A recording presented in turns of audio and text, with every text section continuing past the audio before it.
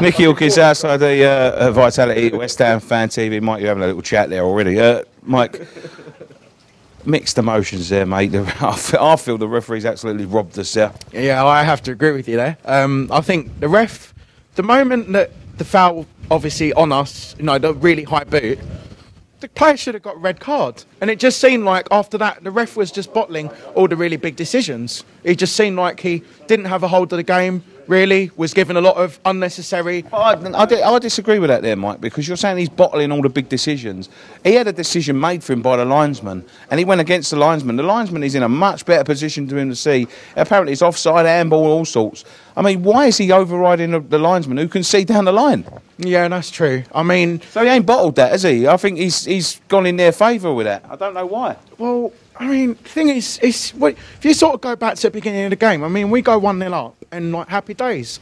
And then, I just saw it in my head, I thought, oh, no, the way that we're sort of playing them, we're inviting them onto us again. It looks like Newcastle all over again. Yeah, I was going to say that it was a very similar performance to Newcastle. Yeah. I thought we was very poor today. Yeah, I mean, defensively, there's still a lot of holes at the back there. Really, really, really, really are.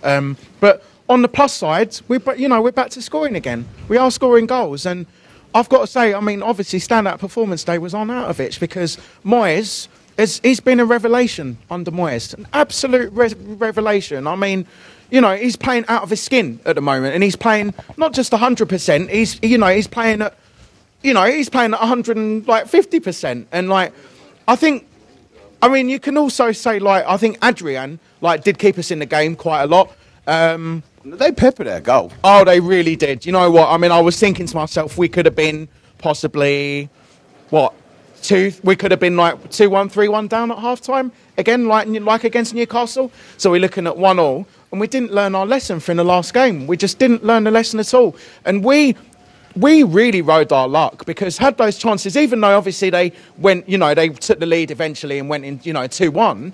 It's okay. And then I was actually fearing the worst. I thought to myself, yeah, they're going to end up, we're just going to, heads drop. We're going to end up losing 3-1, 4-1. But credit to the team, we carried on and we'd have to look at it today as we ground out the result in the end, I think. Really. It was ground out a result. I couldn't see us getting back into it until Begovic gave us that nice little Christmas present because we was miles off the pace.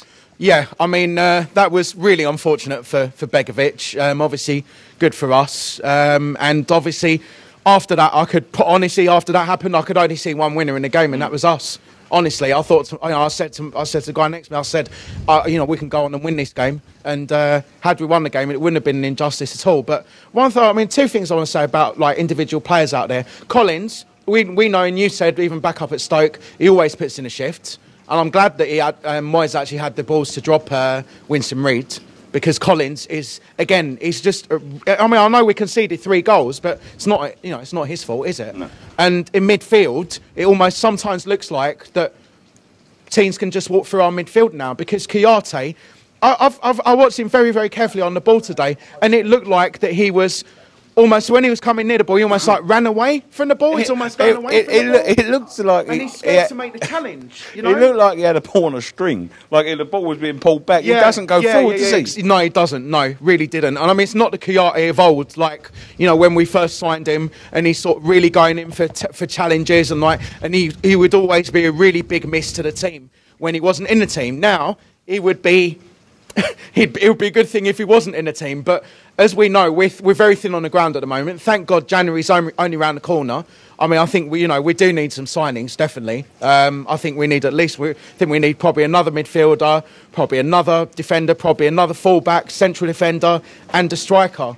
There's a lot. Yeah, I mean, look, there's got to be some free transfers out there. I know, fuck free transfers. Well, no, fuck free transfers. The thing is, Nicky, you know as well as I do, and a lot of other people, our board, I'm not afraid to say. They have to. Our board but our board are really stingy, and I mean, there's no free transfers in January. But they've got to put their money where their mouths are, and if they don't, then we're going to end up. I mean, look, the level of our ambition. When I was coming up here today, Harry Arter, we put in a bid for £8 million, and it's been rejected. So is that the level of our ambition that we're going for someone like Harry Arter with a team that are struggling like us down the wrong end of the table? But as I say, I thought Adrian, I mean, people might start saying, "Oh no, he's error prone," because I saw a lot after the Newcastle game, and people come out with their, with their knives, saying like, "Oh well, Adrian should be dropped again." Well, they're morons, like they're morons if they say that. As far as I'm concerned, Adrian's twice the goalkeeper that Joe Hart is right now, and Joe Hart's confidence is shot. Yeah. And I for one, I don't want to see him back in a West Ham shirt, but